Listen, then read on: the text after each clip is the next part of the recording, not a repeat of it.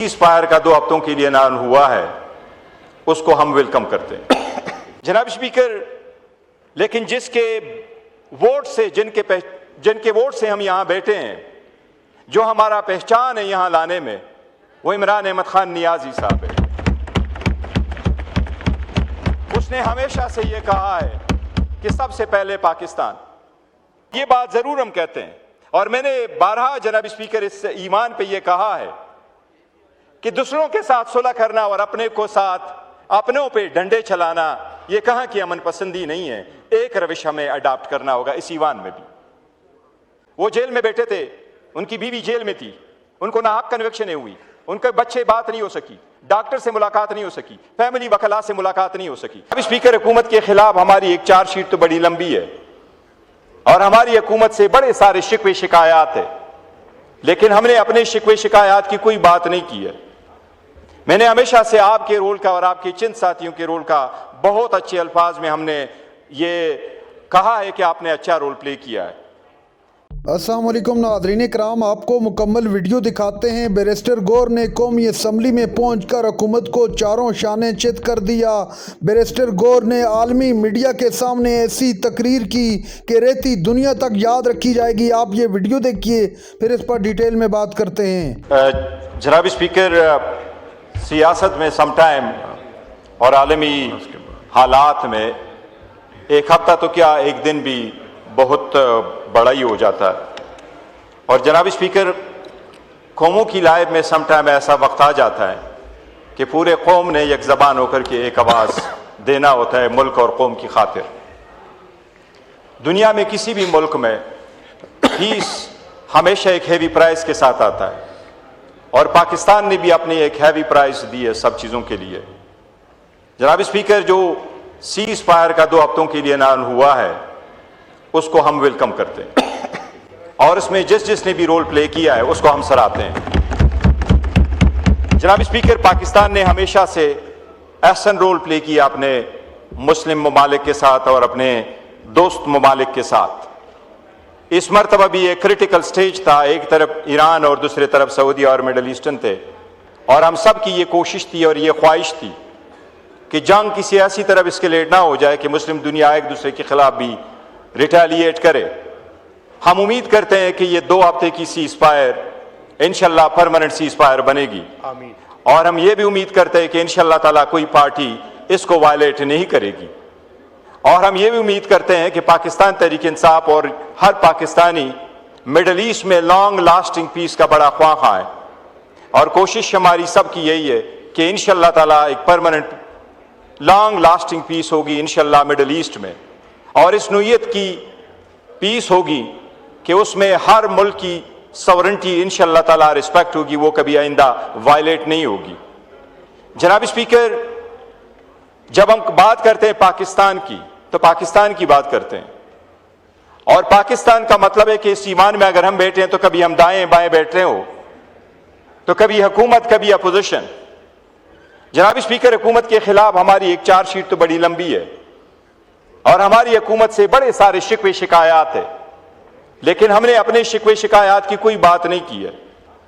मैंने हमेशा से आपके रोल का और आपके चंद साथियों के रोल का बहुत अच्छे अल्फाज में हमने ये कहा है कि आपने अच्छा रोल प्ले किया है। जनाब स्पीकर, लेकिन जिसके वोट से जिनके वोट से हम यहाँ बैठे हैं, जो हमारा पहचान है यहाँ लाने में, वो इमरान अहमद खान नियाजी साहब है। उसने हमेशा से ये कहा है कि सबसे पहले पाकिस्तान। वो जेल में बैठे थे, उनकी बीवी जेल में थी, उनको नाहक कन्विक्शन हुई, उनके बच्चे बात नहीं हो सकी, डॉक्टर से मुलाकात नहीं हो सकी, फैमिली वकला से मुलाकात नहीं हो सकी। लेकिन जनाब स्पीकर, आपको याद है जब मई 2025 में पाकिस्तान की कॉल आई तो हमने कहा धरती के काल है, सबसे पहले पाकिस्तान। हम इस पोस्ट पे रह गए और हमने आपके साथ सिर्फ तालियानी सपोर्ट दे दिया और हमने अपने से 5 गुना दुश्मन को शिकस्त दी। अपनी यूनिटी के साथ हमने वो शिकस्त दी। जनाब स्पीकर, हमने हुकूमत पे कोई एहसान नहीं किया। हम समझते ये हमारा फर्ज है पाकिस्तानी होने के नाते और ये हमारी लीडर की हिदायत है कि सबसे पहले पाकिस्तान। लेकिन जनाब स्पीकर, जब हम देखते हैं वो दिन गुजर जाते हैं तो मई में हम यहाँ आपके साथ खड़े थे लेकिन आपने देख लिया अगस्त में आपके साथ जितने भी लोग खड़े थे, आपने उनको कन्विक्ट भी हो गए, डिस्क्वालीफाई भी हो गए और इस सीवान से निकाली भी गए। उसका हमें दुख जरूर होगा। जनाब स्पीकर, एक आवाज दोबारा लगी है और ये जो आया अभी, पाकिस्तान एक अच्छा रोल नेक्स्ट फ्यू डे में प्ले करने लगा है और हमें मिडल ईस्ट की लॉन्ग लास्टिंग पीस हमारे जहन में, और हम नहीं चाहते कि किसी भी सूरत में ऐसा कोई इवेंट हो जिससे पाकिस्तान इस अच्छी इवेंट से महरूम हो जाए। या जो लॉन्ग लास्टिंग पीस के लिए परमानेंट सीजफायर की तरफ हम बढ़ रहे हैं, उसमें जो पाकिस्तान ने रोल प्ले किया है उसको किसी तरह से दचकाओ। जनाब स्पीकर, इस सिलसिले में आज मैं मशकूर हूँ हुकूमत की तरफ से कि इनका डेलीगेशन हमारे पास आया और उनकी डेलीगेशन हमारे leader of the opposition Mahmood Khan Achakzai sahab से मुलाकात की, हमारे पार्लियामान के साथ, पार्लियामेंटेरियंस के साथ मुलाकात की, अच्छे पैगामात हमें दे दिए, आपके भी अच्छे गुडविल मैसेजेस आए हैं जनाब स्पीकर। लेकिन हम भी एक पॉलिटिकल पार्टी हैं और ये बात जरूर हम कहते हैं, और मैंने बारहा जनाब स्पीकर इस ईमान पे ये कहा है कि दूसरों के साथ सुलह करना और अपने को साथ अपनों पे डंडे चलाना ये कहाँ की अमन पसंदी नहीं है। एक रविश हमें अडॉप्ट करना होगा इस ईवान में भी, और दूसरों के साथ जोड़ना और अपनों को तोड़ना ये कोई की सलाह पसंदी नहीं है। लेकिन जनाब स्पीकर, हम पॉलिटिकल पार्टी है और हम पॉलिटिकल सोच रखते हैं और हम पाकिस्तान ही के लिए हैं।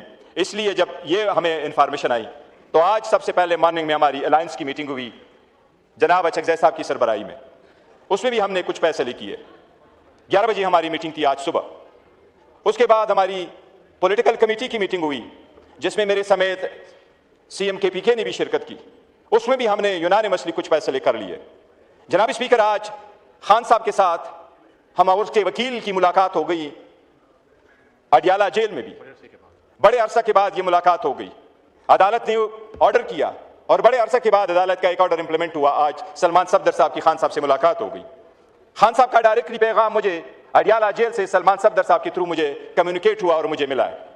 जनाब स्पीकर, इस इवेंट के सिलसिले में इस इंटरनेशनली जो सीज फायर के एफर्ट्स आगे जा रहे हैं, जनाब स्पीकर, हमारा जो जलसा था लियाकत बाग में कल हमने रखा था और हम चाह ही रहे थे इसके लिए, ये हमारे आज़ादी के लिए है, ये हमारे अपने हकूक़ के लिए हैं और ये फुरअमन होना था। जनाब स्पीकर, खान साहब के हिदायत के मुताबिक जो मुझे कम्युनिकेट हुए हैं और हमारी पॉलिटिकल पार्टी जिसने यूनानिमसली ये फैसला कर लिया और इस पॉलिटिकल कमेटी ने मुझे ये अतराइज़ किया कि इसके अनाउंसमेंट अगर आए तो आप पार्लियामेंट हाउस पे कर ले ताकि ये हमारे पास रिकॉर्ड का हिस्सा हो, इस मुल्क के गुडविल के लिए, इस सीज फायर के लिए, इस इंटरनेशनल कम्युनिटी के लिए जो हम चाहते हैं कि पाकिस्तान का एक नाम हो। हम नाज़रीन कराम, आपने वीडियो देखी बैरिस्टर गौर की असम्बली के फ्लोर पर तूफानी तकरीर, और बैरिस्टर गौर ने हुकूमत को वाज़ेह कर दिया कि दूसरों के साथ सुलह और अपनों पे डंडे ये कहाँ की सुलह रहमी है।